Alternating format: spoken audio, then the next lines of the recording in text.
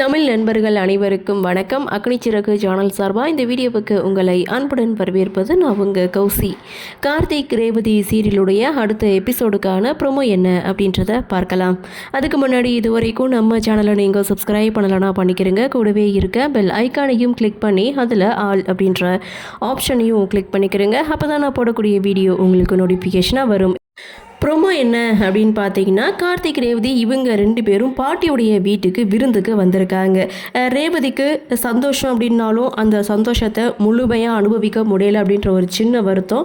இன்னொரு பக்கம் பாட்டி ரொம்ப சந்தோஷப்படுறாங்க. காரணம் பேரனுக்கும் பேத்திக்கும் நல்லபடியாக விருந்து வச்சாச்சு. அதே மாதிரி உன் மாமனும் இந்த வீட்டுக்கு வரணும், இந்த ஊர் கும்பாபிஷேகத்தில் கலந்துக்கிறணும் அப்படின்னு சொல்லி பாட்டி ரொம்ப ஆசைப்பட, கார்த்தியும் அதுவும் கூடிய சீக்கிரம் நடக்கும் அப்படின்னு சொல்லி ஃபஸ்ட்டு ப்ரோமோவை முடிக்கிறாங்க.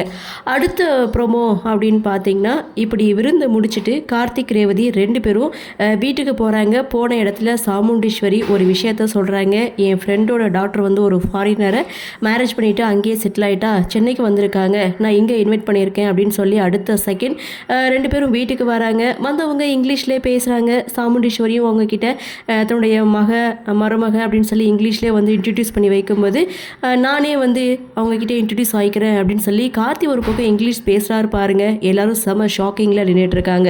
அடுத்த ப்ரோமோ அப்படின்னு பார்த்தீங்கன்னா, கார்த்திக் ரேவதி இவங்க 2 பேரையும் ஹனிமூனுக்கு அனுப்பி வைக்கிற விஷயமா சாமுண்டீஸ்வரி ரேவதி கிட்டே பேசியிருப்பாங்க போல.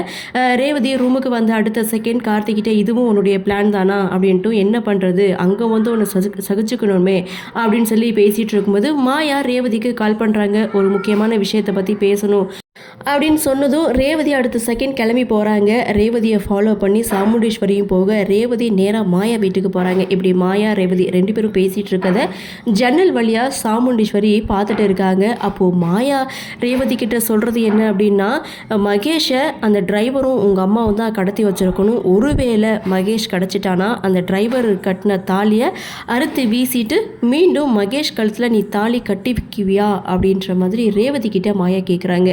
இப்படி கேட்குறத சாமுண்டீஸ்வரி பார்த்துட்டு செம ஷாக் ஆகுறாங்க. அந்த இடத்துல ரேவதியுடைய பதில் என்னவா இருக்கும் அப்படின்ற ஒரு எதிர்பார்ப்போட இந்த ப்ரோமோவை கொடுத்துருக்காங்க. சரி, நீங்கள் என்ன நினைக்கிறீங்க அப்படின்ற உங்களுடைய கருத்தை வழக்கம் போல் கமெண்ட் செக்ஷனில் பதிவு பண்ணுங்கன்னு சொல்லி இந்த வீடியோவிலிருந்து விடைபெறுகிறேன். நன்றி, வணக்கம்.